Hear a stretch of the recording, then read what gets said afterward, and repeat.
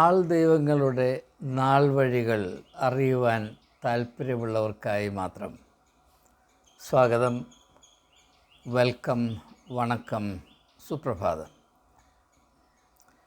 നമ്മുടെ കാലഘട്ടത്തിലെ ശ്രദ്ധേയമായ പ്രതിഭാസങ്ങളിൽ ഇപ്പോൾ എല്ലാവരുടെയും ശ്രദ്ധ ഏറെക്കുറെ കേന്ദ്രീകരിച്ചിരിക്കുന്നത് ആൾ ദൈവങ്ങൾ എന്ന് പറയുന്ന ഈ ആധുനിക പ്രതിഭാസത്തിലാണ്. ഒരു 50, 60, 70 വർഷങ്ങൾക്ക് മുൻപ് ആൾ ദൈവങ്ങൾ എന്ന ഒരു പ്രതിഭാസമോ അങ്ങനെ ഒരു വാക്ക് പോലുമോ നമുക്ക് പരിചിതമായിരുന്നില്ല. അന്ന് ഭക്തിയുള്ള ആളുകളുണ്ടായിരുന്നു. ദൈവവേല ചെയ്യുന്നതിന് വേണ്ടി സ്വയം ജീവിതം മാറ്റിവെച്ച് അപ്രകാരം തന്നെ അച്ചടക്കത്തിൽ ജീവിച്ച് അന്ത്യം വരെയും വിശ്വസ്തത പാലിച്ച് നിത്യതയിലേക്ക് പ്രവേശിച്ചു എന്ന് നാം കരുതുന്ന ആളുകളുണ്ടായിരുന്നു. എന്നാൽ എല്ലാവരും അങ്ങനെ ആയിരുന്നില്ല. ഈ അടുത്ത കാലത്താണ്, ഏകദേശം ഒരു അരനൂറ്റാണ്ട് കാലയളവിലാണ് ആൾ ദൈവങ്ങൾ ഇത്രമാത്രം തഴച്ച് വളരുവാൻ ഇടയായത് എന്നത് വളരെ ശ്രദ്ധേയമാണ്. അതുകൊണ്ട് തന്നെ എന്തുകൊണ്ടാണ് ഈ ആൾ ദൈവങ്ങൾ ഇപ്രകാരം പുറപ്പെട്ടു വരുവാൻ ഇടയായത്? ഈ ആൾ ദൈവങ്ങൾക്ക് മുൻപേ വെളിപ്പെട്ടു വന്ന തത്വങ്ങളും മർമ്മങ്ങളും അവതാരണ ശൈലികളും പ്രതിഭാസങ്ങളും എപ്രകാരമായിരുന്നു? ഈ ഒരു പ്രത്യേകമായ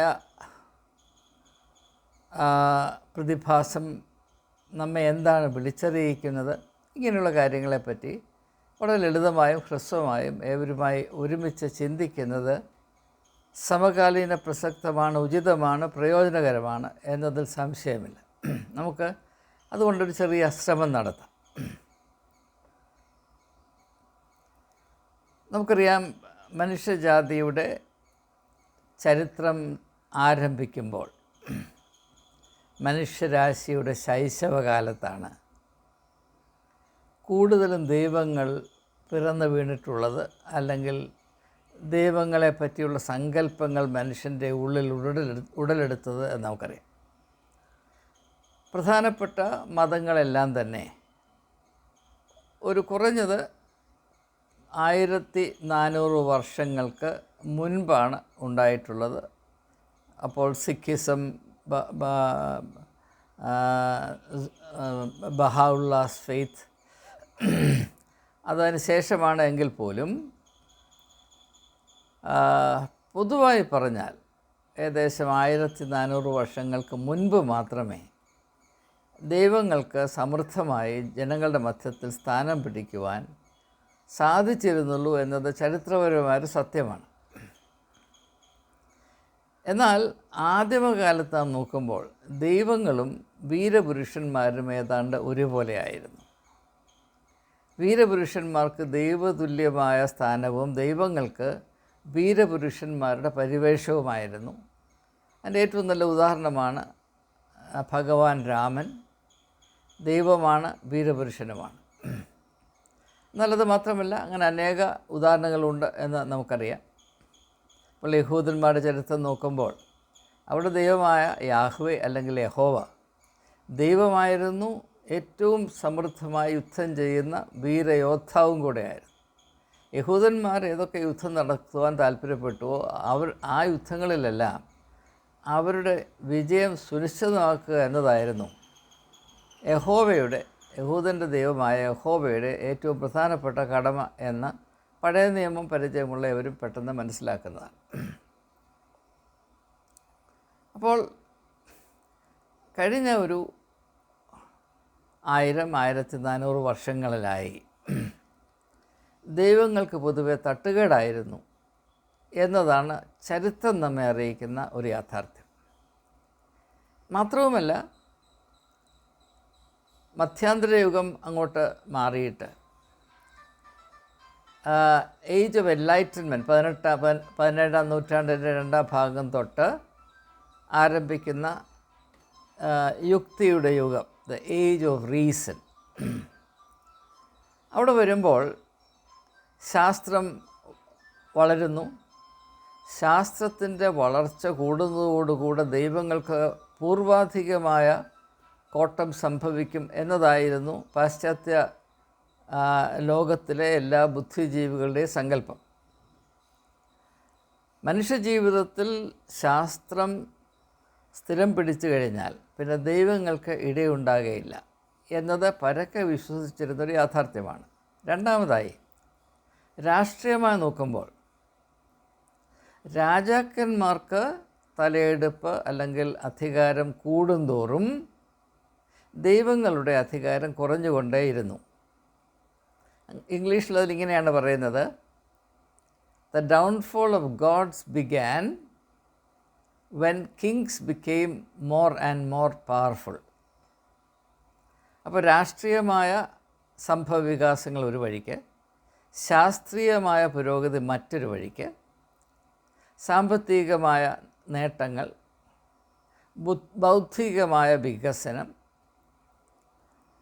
യുക്തി അനുസരിച്ച് ചിന്തിക്കാൻ മനുഷ്യൻ രൂപപ്പെടുത്തിയെടുക്കുന്ന അവൻ്റെ കഴിവ്, the capacity to think rationally, ഇതൊക്കെ എന്തുകൊണ്ടോ ദൈവങ്ങളുടെ പിറവിയെ നന്നേ ബാധിച്ചിട്ടുണ്ട് എന്നത് ചരിത്രത്തിൻ്റെ സത്യമാണ്.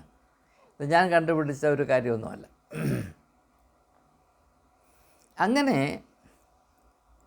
മനുഷ്യരേതാണ്ട് ദൈവസങ്കല്പങ്ങൾ പുതിയതായി സൃഷ്ടിക്കുന്ന പ്രക്രിയയിൽ നിന്ന് പിന്മാറി, അതേസമയം കഴിഞ്ഞ കാലങ്ങളിൽ പ്രാപിച്ചിരുന്ന ആധ്യാത്മികമായ അറിവുകൾ, മതപരമായ ധാരണകൾ, പാരമ്പര്യങ്ങൾ, ഇവയെ വേണ്ട വിധത്തിൽ ആവശ്യമനുസരിച്ച് പ്രയോഗിച്ച് ഒരു പുത്തൂരുത്വത്തിൽ ജീവിതം മുന്നോട്ട് കൊണ്ടുപോയിക്കൊണ്ടിരുന്ന ഒരു സാഹചര്യം.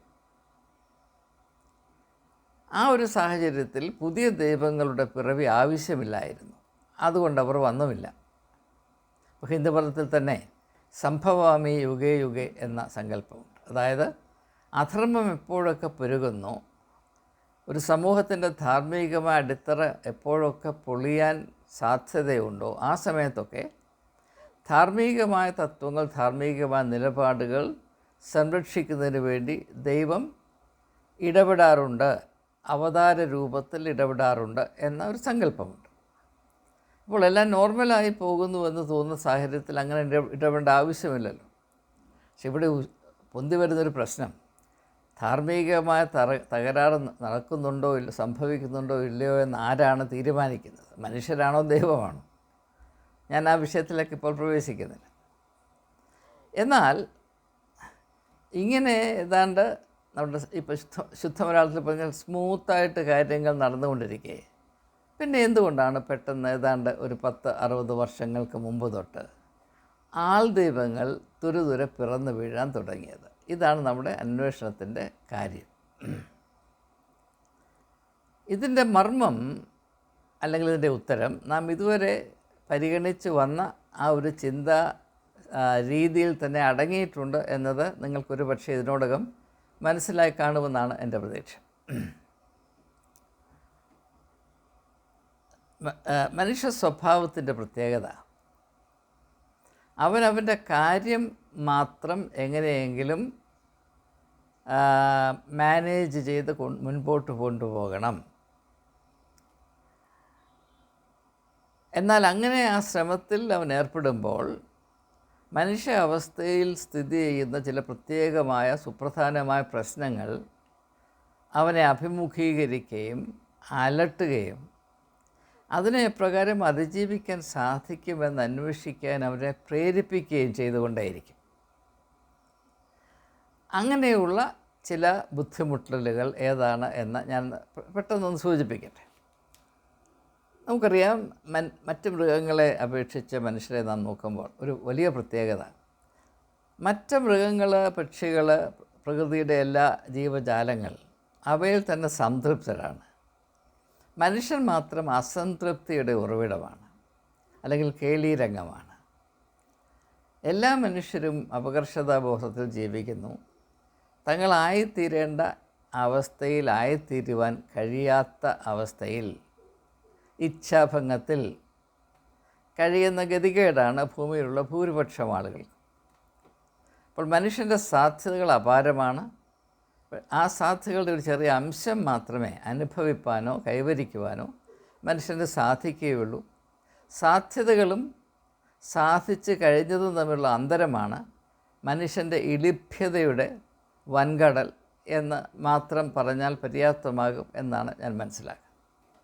ഇത് മനുഷ്യൻ്റെ ഒരു പ്രത്യേക പ്രശ്നമാണ്. രണ്ടാമത്തെ പ്രശ്നം, മറ്റ് മൃഗങ്ങളെ സംബന്ധിച്ചിടത്തോളം അവർ മരിക്കുന്നു, മരിച്ചാൽ എവിടെ പോകും, ഇതൊന്നും അവർക്ക് പ്രശ്നമല്ല. അവർക്ക് അനുഭവിച്ചിരിക്കുന്ന സമയം വലിയ ചിന്താഭാരമൊന്നുമില്ലാതെ പ്രകൃതി അവർക്ക് നൽകിയിരിക്കുന്ന കഴിവുകളനുസരിച്ച് ഉദരപൂർണം ചെയ്ത് ബാക്കിയുള്ള കർത്തവ്യങ്ങൾ നിർവഹിച്ച് അവ ജീവിക്കുന്നു. സമയമാകുമ്പോൾ ഒടുങ്ങുന്നു, മരിച്ചു പോകുന്നു. അതവർക്ക് പ്രശ്നമൊന്നുമല്ല. മനുഷ്യനെ സംബന്ധിച്ചിടത്തോളം മരണം ഒരു വലിയ പ്രശ്നമാണ്. കാരണം മരണം എന്നാൽ എന്ത്? ഈ മരണശേഷം എന്ത് സംഭവിക്കുന്നു? എനിക്ക് ആത്മാവുണ്ടോ? ആത്മാവ് ഉണ്ടെങ്കിൽ മാത്രമേ എനിക്ക് അമർത്യനാകാൻ സാധ്യമാകുകയുള്ളൂ. മരണത്തിൻ്റെ പിടിയിൽ നിന്ന് വിട്ടു നിൽക്കാൻ സാധ്യമാകുകയുള്ളൂ. ജീവന് ശേഷം ശൂന്യതയാണോ എന്താണ് എന്നതിനെ പറ്റിയുള്ളൊരു വലിയ ഭീതി മനുഷ്യൻ്റെ ഉള്ളിലുണ്ട്. അപ്പോൾ ഇതിന് ഉത്തരം കണ്ടുപിടിക്കാൻ എന്താണ് മാർഗം? ശാസ്ത്രം അതിനൊട്ടും സഹായിക്കുകയില്ല എന്നെല്ലാവർക്കും അറിയാം. ഇന്നുവരെയും സഹായിച്ചിട്ടില്ല. ഇനിയും അങ്ങോട്ടുള്ള കാലം എന്താണെന്ന് നമുക്ക് അറിഞ്ഞുകൂടാ. സഹായിക്കാൻ സാധ്യതയില്ല എന്ന് തന്നെയാണ് ഞാൻ കരുതുന്നത്. ഇത്രയും നാൾ കൊണ്ട് കഴിയാത്തത് ഇനിയും അത്ര എളുപ്പം പെട്ടെന്ന് സാധിക്കുമെന്നും ഞാൻ കരുതുന്നില്ല. അപ്പോൾ 18-ാം നൂറ്റാണ്ട് 19-ാം നൂറ്റാണ്ടിലൊക്കെ പരിഷ്കൃത രാജ്യങ്ങളിൽ മനുഷ്യന് ദൈവത്തെ ആശ്രയിക്കേണ്ട ആവശ്യമില്ല. അവൻ്റെ കരവിരുത്, അറിവ്, ബുദ്ധിവൈഭവം, അവൻ്റെ സാഹചര്യങ്ങളെ മെച്ചപ്പെടുത്താനുള്ള അവൻ്റെ മിടുക്ക്, ഇത് ആശ്രയിച്ചാൽ മതി. അതുകൊണ്ട് ദൈവത്തെ ആവശ്യമില്ല എന്ന ഒരു ചിന്താഗതി വന്നു എന്ന് നമുക്കറിയാം. അതിനെ മെറ്റീരിയലിസം എന്ന് പറയും. ഈ ഭൗതികമായ ഉപാധികൾ ഉപയോഗിച്ച് മനുഷ്യന് വേണ്ടതുപോലൊക്കെ ജീവിക്കാൻ സാധിക്കും. അതുകൊണ്ട് തന്നെ ഇതിനപ്പുറത്തായിട്ടൊരു സഹായം അന്വേഷിച്ച് ജീവിതം പാഴാക്കണ്ട, അങ്ങനെ ഒരു ഭാരം എടുത്ത് വെക്കണ്ട എന്നൊരു ചിന്തയാണ് മനുഷ്യനെ നയിച്ചുകൊണ്ടിരുന്നത്.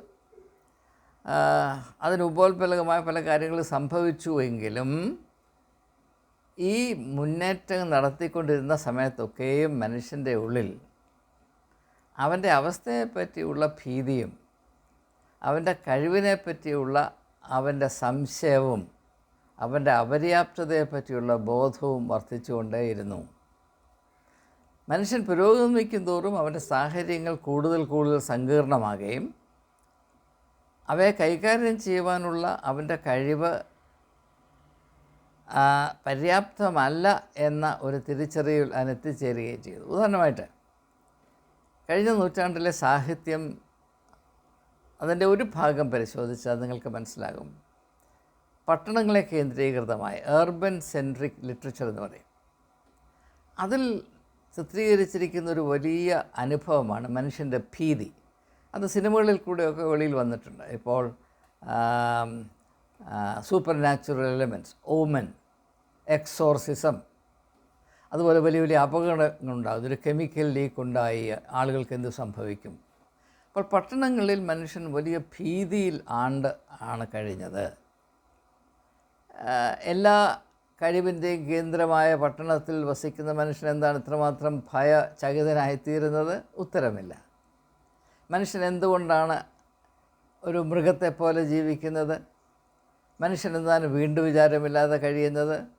എന്തുകൊണ്ടാണ് മനുഷ്യൻ്റെ ധാർമ്മികമായ നിലവാരം ഇടിഞ്ഞു പോകുന്നത്?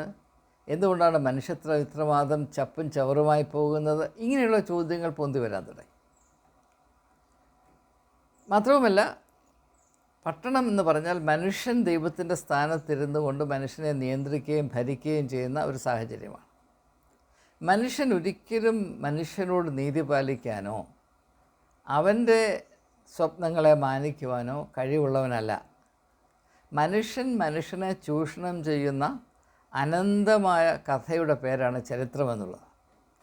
അതുകൊണ്ട് മനുഷ്യൻ്റെ പട്ടണത്തിൽ മനുഷ്യൻ വസിക്കുമ്പോൾ അവന് മാനുഷികമായ ഒരു അത്താണി ഇല്ല എന്നത് വളരെ പ്രകടമായ സത്യമാണ്.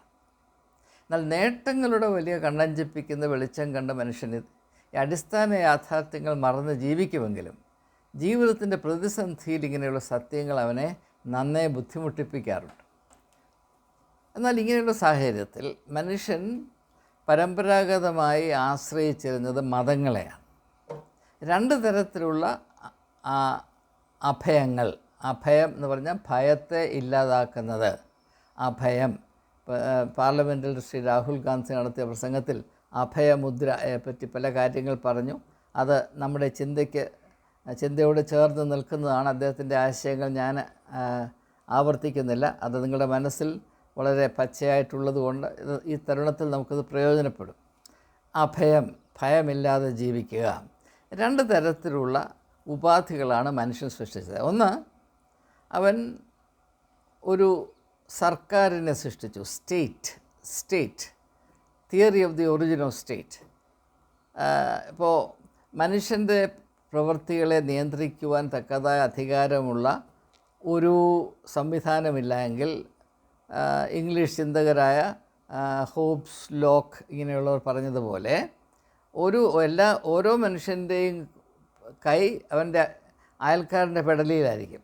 Every man's hand will be on his neighbour's throat. അതൊരു it's a state of anarchy. അരാജകത്വത്തിൻ്റെ അവസ്ഥയിൽ ജീവനെ ഭയന്ന് ഒരു സുരക്ഷിതത്വവും ഇല്ലാതെ മനുഷ്യൻ ജീവിക്കേണ്ടി വരും. അതൊഴിവാക്കുന്നതിന് വേണ്ടി മനുഷ്യർ കടന്നു വന്ന് അവർ പരസ്പരം ഒരു തീരുമാനമെടുത്ത് സോഷ്യൽ കോൺട്രാക്ട് തിയറി, അങ്ങനെ അവരൊരു സംവിധാനം സൃഷ്ടിക്കുന്നു. അതിൻ്റെ പേരാണ് സർക്കാർ എന്നുള്ളത്. ഗവൺമെൻറ്, സർക്കാർ, സ്റ്റേറ്റ്. അപ്പോൾ സ്റ്റേറ്റ് നമ്മളെ പ്രൊട്ടക്റ്റ് ചെയ്യും എന്ന് മനുഷ്യൻ വിചാരിച്ചു. നമ്മൾ പറഞ്ഞാൽ എല്ലാ മനുഷ്യരും വിചാരിച്ചു. അങ്ങനെ നമുക്കൊരു വലിയ പ്രൊട്ടക്ഷനുണ്ട്. രണ്ടാമത് നമ്മൾ വിചാരിച്ചു മതം നമ്മുടെ ആവശ്യങ്ങളുടെ സാഹചര്യത്തിൽ നമ്മെ കരുതുന്ന, നാം ചേർന്ന് നിൽക്കുന്ന മതങ്ങൾ അതിൻ്റെ പ്രവർത്തിക്കാൻ ചുമല ഏറ്റെടുക്കുന്നതിനാൽ നമുക്ക് വേണ്ടി കരുതും എന്ന് നാം വിചാരിച്ചു. അപ്പോൾ സ്റ്റേറ്റിൽ നിന്നും മതത്തിൽ നിന്നും നാം പ്രതീക്ഷിച്ചത് കരുതലിൻ്റെ സംസ്കാരമാണ്, എ കെയറിങ് കൾച്ചർ. പക്ഷേ എന്ത് സംഭവിച്ചു? ഭൗതിക സംസ്കാരത്തിൻ്റെ ആ മുന്നോട്ടുള്ള കുതിച്ചുള്ള പാച്ചിലിൽ മനുഷ്യന് നഷ്ടപ്പെട്ടത് മനുഷ്യത്വമാണ്. മനുഷ്യത്വത്തിൻ്റെ ഏറ്റവും പ്രധാനപ്പെട്ട ഘടകമാണ് കരുതലിൻ്റെ സ്വഭാവം. മനുഷ്യൻ്റെ മനുഷ്യത്വം എവിടെയൊക്കെ വില ഇല്ലാതായിത്തീരുന്നോ അല്ലെങ്കിൽ ബലഹീനമാകുന്നോ അല്ലെങ്കിൽ നഷ്ടപ്പെട്ടു പോകുന്നോ അവിടെയെല്ലാം അതിൻ്റെ ഏറ്റവും പ്രധാനപ്പെട്ട പ്രകടന സ്വഭാവം അവന് കരുതലിൻ്റെ സംസ്കാരം നഷ്ടപ്പെട്ടിട്ട് അവൻ ക്രൂരതയുടെ സ്വഭാവം ഏറ്റെടുക്കുന്നു. Caring nature gives way to a nature of cruelty. അത് നമുക്കിപ്പോൾ രാഷ്ട്രീയമായ എല്ലാ സംവിധാനങ്ങളും നോക്കിയാലും ലോകത്തിൽ ആകെപ്പാടെയുള്ള മനുഷ്യൻ്റെ സംഘടിതമായ പ്രവർത്തനങ്ങൾ ഏത് നോക്കിയാലും മനുഷ്യൻ അവനെ തന്നെ ഏറ്റവും ആധികാരികമായി പ്രകടിപ്പിക്കുന്നത് കരുതലിൻ്റെ സ്വഭാവത്തിൽ കൂടെയല്ല, പിന്നെയോ ക്രൂരതയുടെ സ്വഭാവത്തിൽ കൂടെയാണ്. ഒരു ചെറിയ ഉദാഹരണം പറഞ്ഞാൽ, അമേരിക്കയുടെ ആനുവൽ മിലിറ്ററി ബഡ്ജറ്റ് ഏതാണ്ട് $1 trillion. $1 trillion. ഈ ലോകത്തിലുള്ള രാഷ്ട്രങ്ങളെല്ലാം കൂടെ മനുഷ്യനെ കൊല്ലുന്നതിന് വേണ്ടി ചിലവാക്കിക്കൊണ്ടിരിക്കുന്ന അതിന് തക്കതായ കൂടുതൽ കാര്യക്ഷമമായ മനുഷ്യനെ കൊന്നൊടുക്കാനുള്ള ആയുധങ്ങൾ നിർമ്മിക്കുവാനും വിപണി നടത്തുവാനുമായി ഉപയോഗിക്കുന്ന പണത്തിൻ്റെ ഒരു ചെറിയ അംശമുണ്ടെങ്കിൽ ഈ ലോകത്തിൻ്റെ പട്ടിണിയും ദാരിദ്ര്യവും മാറ്റുകയും ഇവിടുത്തെ കുട്ടികൾക്ക് പഠിക്കാൻ, ആളുകളുടെ ആരോഗ്യപരമായ കാര്യങ്ങൾ നിർവഹിക്കാൻ സമൃദ്ധമായ സമ്പത്തുണ്ടാകും. പക്ഷേ നാം അത് ചെയ്യുകയില്ല. മനുഷ്യനെ എത്ര സമൃദ്ധമായി കൊല്ലാൻ കഴിയും അതിനാണ് ഏറ്റവും കൂടുതൽ പ്രാധാന്യം കൽപ്പിക്കുന്നത് എന്ന് നമുക്കറിയാം. അമേരിക്കയിൽ ന്യൂയോർക്കിലാണ് യുണൈറ്റഡ് നേഷൻസ് സ്ഥിതി ചെയ്യുന്നത്. യുണൈറ്റഡ് നേഷൻസിൻ്റെ ആനുവൽ ബഡ്ജറ്റ് $2 billion. അമേരിക്കയുടെ ആനുവൽ മിലിറ്ററി ബഡ്ജറ്റ് $1 trillion. അപ്പോൾ സമാധാനത്തിന് വേണ്ടി നാം എത്ര രൂപ മാറ്റിവെക്കുന്നു, മനുഷ്യനെ കൊല്ലാനായിട്ട് എത്ര രൂപ മാറ്റിവെക്കുന്നു. ഇപ്പോൾ നമ്മുടെ തന്നെ ഭാരതത്തിൻ്റെ ബഡ്ജറ്റ് നോക്കിയാൽ നമ്മുടെ ഡിഫൻസ് ബഡ്ജറ്റ് എന്താണ്, എഡ്യൂക്കേഷൻ ബഡ്ജറ്റ് എന്താണ്, ഡിഫൻസ് ബഡ്ജറ്റ് എന്താണ്, ഹെൽത്ത് ബഡ്ജറ്റ് എന്താണ്, ഇത് മാത്രം നോക്കിയാൽ മതി. നാം സൃഷ്ടിച്ച സംസ്കാരത്തിൽ കരുതലിന് എത്രമാത്രം പ്രാധാന്യം അല്ലെങ്കിൽ വില കൽപ്പിക്കപ്പെടുന്നുണ്ട്.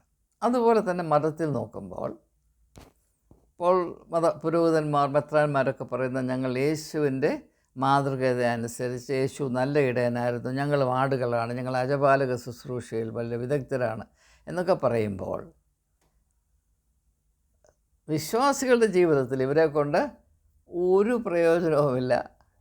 നമ്മുടെ പ്രശ്നമാണ്. ആ സമയത്ത് ഇവരെ ആരെയും കാണുകയില്ല എന്നത് എല്ലാവരുടെയും അനുഭവമാണ്.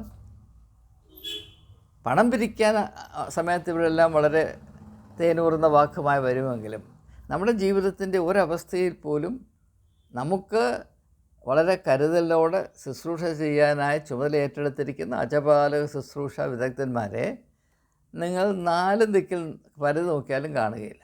അവർക്കതിനുള്ള കഴിവില്ല. അതുകൊണ്ടാണ് അവരെ കുറ്റം പറഞ്ഞിട്ട് കാര്യമില്ല. മച്ചിപ്പശുവിനെ കറന്ന് പാൽ വയ്ക്കാൻ നടക്കുന്നവനെ വേണം മടലുകൊണ്ട് ബഹുമാനിക്കാൻ എന്ന് മാത്രം പറഞ്ഞ് അതങ്ങ് വിടുകയാണ്.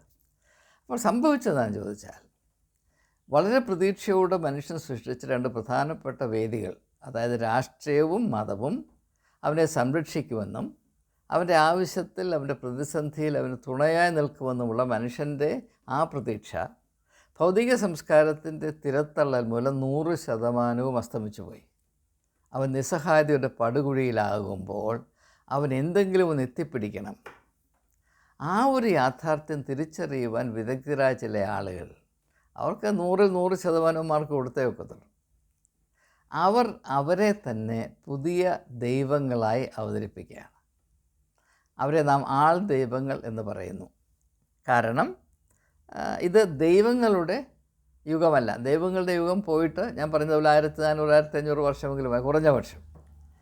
അപ്പോൾ ചരിത്രത്തിൽ നമുക്ക് തിരിഞ്ഞ് പുറകോട്ട് നടക്കാനൊക്കത്തില്ല, മുൻപോട്ട് മാത്രമേ പോകാനൊക്കത്തുള്ളൂ. അപ്പം ദൈവങ്ങളുടെ യുഗം കഴിഞ്ഞു പോയി. അപ്പോൾ ഞാൻ ദൈവമാണ് എന്ന് പറഞ്ഞാൽ വിലപ്പോകത്തില്ല.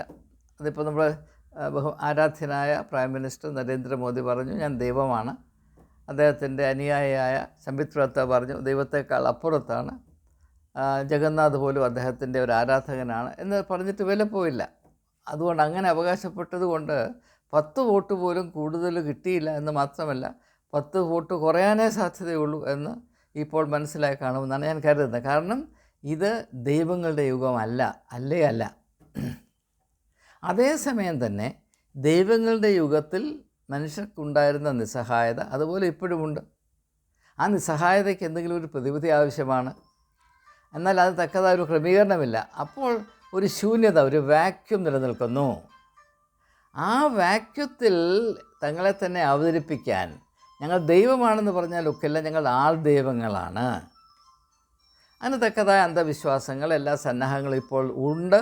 അത് മതങ്ങളുടെ സംഭാവനയാണ് എന്ന് ഞാൻ മുൻപൊരു വീഡിയോയിൽ പറഞ്ഞിട്ടുള്ളതുകൊണ്ട് അത് ഞാൻ ആവർത്തിക്കുന്നില്ല.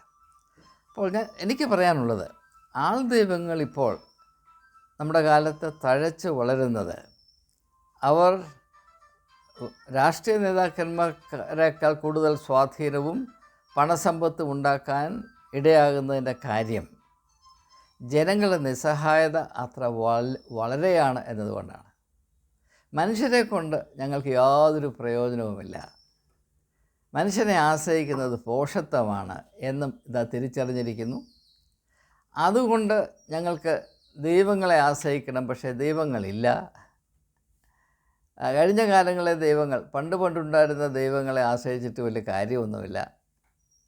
ആധുനികമായ ദൈവങ്ങൾ ഉണ്ടാകുന്നുമില്ല.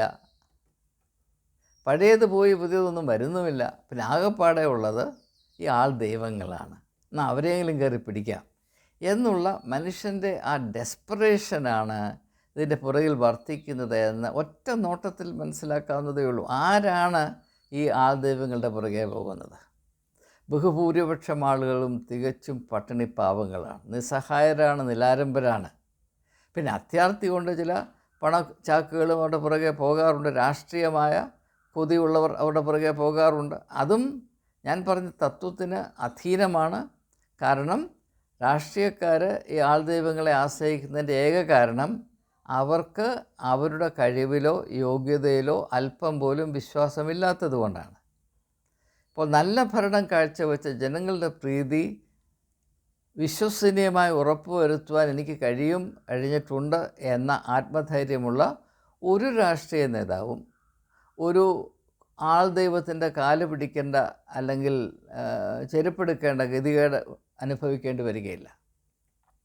ആൾ ദൈവങ്ങളുടെ സഹായം ഉണ്ടെങ്കിൽ മാത്രമേ എനിക്ക് കസേര പിടിച്ചു പറ്റാൻ ഒക്കത്തുള്ളൂ എന്നൊരു രാഷ്ട്രീയ നേതാവ് പരസ്യമായി സമ്മതിക്കുന്നുവെങ്കിൽ അതിൻ്റെ അർത്ഥം ഇവനെ കൊണ്ട് ഒരു കാശിന് കൊള്ളരുതാത്തവനാണ്, ഇവൻ പണക്കൊതിയൻ മാത്രമാണ്, ഇവൻ കസേര കൊതിയൻ മാത്രമാണ്. ഏത് തന്ത്രം ഉപയോഗിച്ചും ഇവൻ അധികാര കസേരയിൽ കയറിയിരിക്കും. ഇരുന്നാൽ പിന്നെ ജനം പിന്നെ 5 വർഷം കൊണ്ട് അതിൻ്റെ പണി മേടിക്കും എന്ന് മാത്രം വിചാരിച്ചാൽ മതി. രാഷ്ട്രീയ മേഖലയിൽ മനുഷ്യരെ ചതിക്കാനും വഞ്ചിക്കുവാനും മനുഷ്യത്വത്തിൻ്റെ വേര് പോലും പറിച്ച് കഴിയുമെങ്കിൽ സ്വന്തം പോക്കറ്റിലിടാനും ശ്രമിക്കാൻ ആരൊക്കെ താല്പര്യപ്പെടുന്നുവെന്ന് നിങ്ങൾക്ക് തിരിച്ചറിയണമെങ്കിൽ ഏതെല്ലാം രാഷ്ട്രീയ പാർട്ടിയിലെ ആളുകൾ, ഏതെല്ലാം രാഷ്ട്രീയ നേതാക്കന്മാർ നമ്മുടെ ഇടയിൽ ഇങ്ങനെ ഊടാടി നടക്കുന്ന ഈ ആൾ ദൈവങ്ങളെ പാത്തും പതുങ്ങിയും അല്ലെങ്കിൽ പരസ്യമായും കണ്ട് അവിടെ കാല് പിടിച്ച് അവരുടെ കൃപയോടുകൂടെ കസേര പിടിക്കാം എന്ന് വിചാരിക്കുന്നവൻ, അവനെ നിങ്ങൾ സർവശക്തിയും ഉപയോഗിച്ച് തുരത്തി നിങ്ങളുടെ മധ്യത്തിൽ നിന്ന് ആട്ടിപ്പായിക്കേണ്ടതാണ്. പക്ഷേ മനുഷ്യൻ്റെ കണ്ണടഞ്ഞു പോകുന്നത് കൊണ്ട്, അവൻ അന്ധവിശ്വാസത്തിൻ്റെ അടിമയാകുന്നത് കൊണ്ട് ആൾ ദൈവങ്ങൾ പറയുന്നത് പോലെ വോട്ട് ചെയ്യുകയും ഈ കുറുക്കന്മാരെ അധികാരസ്ഥാനത്ത് ഇരുത്തിയിട്ട് അവരുടെ കയ്യിൽ നിന്ന് നല്ല ഭരണം കിട്ടുമെന്ന് പ്രതീക്ഷിക്കുന്ന അവർണ്ണനീയമായ ഒരു വിഡ്ഢിത്തരത്തിൻ്റെ ഉടമകളായി ജനകോടികൾ ഈ നല്ല നാട്ടിലുണ്ട് എന്ന് പറയുന്നതിൽ വലിയ ദുഃഖമുണ്ട്. അതുകൊണ്ട് ആൾ ദൈവങ്ങൾ നമ്മുടെ ഇടയിൽ പെരുകുന്നതിൻ്റെ പിറകിൽ ഒരു ചരിത്രപരമായ യുക്തിയുണ്ട് എന്ന് മനസ്സിലാക്കുക. അതേറ്റവും നമ്മെ വിളിച്ചറിയിക്കുന്നത് നമ്മുടെ കാലത്ത് കരുതലിൻ്റെ സംസ്കാരത്തിന് പറ്റിയ ഭീകരമായ തകർച്ചയാണ്. അതിൻ്റെ പ്രധാനപ്പെട്ട കാരണം മതമാണ്. കാരണം മതത്തിൽ നിന്നാണ് മനുഷ്യന് കരുതലിൻ്റെ സംസ്കാരം പഠിക്കേണ്ടത്. പക്ഷേ മതങ്ങളിൽ പണക്കൊതി പ്രവേശിച്ചു കഴിഞ്ഞാൽ ആ സംസ്കാരം, ആ വെളിച്ചം പൂർണ്ണമായി അസ്തമിച്ചു പോകുകയും അതിന് പകരം കരുതലിന് പകരം ചൂഷണവും വഞ്ചനയും ക്രൂരതയും മാത്രം ആശ്രയിച്ച് പ്രവർത്തിക്കുന്നൊരു സംസ്കാരം ഉണ്ടാകുകയും ചെയ്യും. അതുകൊണ്ടാണ് യേശു പറഞ്ഞത്, കള്ളപ്രവാചകന്മാരെ സൂക്ഷിച്ചുകൊള്ളുവീൻ, അവർ ചെന്നായ്ക്കളുടെ വേഷമിട്ട് നിങ്ങളുടെ അടുത്ത് വരുമെങ്കിലും അകമയോ കടിച്ചു കീറുന്ന ചെന്നായ്ക്കളാണ്. ചെന്നായുടെ പ്രത്യേകമായ സ്വഭാവം എന്താണ്? കരുതലിൻ്റെ സംസ്കാരവുമായി അവന് യാതൊരു ബന്ധവുമില്ല എന്നതാണ്. അവൻ്റെ ആകപ്പാടെയുള്ള സംസ്കാരം ഈ ക്രൂരതയുടെ സംസ്കാരമാണ്. ആ ക്രൂരതയിൽ പലതും പെടും. അസത്യത്തെ ആയുധമായി ഉപയോഗിക്കുന്നത് തൊട്ട് വെറുപ്പിൻ്റെ രാഷ്ട്രീയം വിളമ്പുന്നത് തൊട്ട് മനുഷ്യരെ ചേരികളായി തിരിച്ച് പരസ്പരം യുദ്ധം ചെയ്യിച്ച് രക്തം ചൊരിയുന്നത് തൊട്ട് ഏത് തന്ത്രവും ഉപയോഗിച്ച്, ഏത് അഴിമതിയും ഉപയോഗിച്ച് ജനപ്രതിനിധികളെ വാങ്ങിച്ച് സർക്കാർ ഉണ്ടാക്കുന്നത് തൊട്ട് അങ്ങനെ വിവിധമായ സാധ്യതകൾ ഈ പരിപാടിയിലുണ്ട്, ഈ കലാപരിപാടിയിലുണ്ട് എന്ന് മനസ്സിലാക്കുക. ആ പ്രതിഭാസവും മതത്തിലെ ആൾ ദൈവങ്ങളും ഏതാണ്ട് ഒന്ന് തന്നെയാണ്. അതുകൊണ്ടാണ് ഇപ്പോൾ രാഷ്ട്രീയക്കാർ പോലും തങ്ങൾ ദൈവങ്ങളാണ്, ഞങ്ങൾ രാഷ്ട്രീയത്തിലെ ആൾ ദൈവങ്ങളാണ് എന്ന് പറയേണ്ട ഗതികേടിലേക്ക് എത്തിയിരിക്കുന്നത്. ഇതൊരു രാഷ്ട്രത്തിൻ്റെ രാഷ്ട്രീയ സംസ്കാരത്തിൽ സംഭവിച്ച ഏറ്റവും ഭീകരമായ അധഃപതനത്തിൻ്റെ തകർച്ചയുടെ സൂചനയാണ് എന്ന് മാത്രം സൂചിപ്പിച്ചുകൊണ്ട് വാക്കുകൾ ഉപസംഹരിക്കുന്നു. ഏവർക്കും എൻ്റെ നമസ്കാരം. നമ്മുടെ രാജ്യത്തിന് നന്മയുണ്ടാകട്ടെ, സമാധാനമുണ്ടാകട്ടെ. മനുഷ്യത്വം നിലനിൽക്കുന്ന മനുഷ്യത്വത്തിൻ്റെ വിളഭൂമിയായി ഈ നല്ല ഭാരതം എന്നും പ്രശോഭിതമാകട്ടെ എന്നാത്മാർത്ഥമായി പ്രാർത്ഥിക്കുന്നു.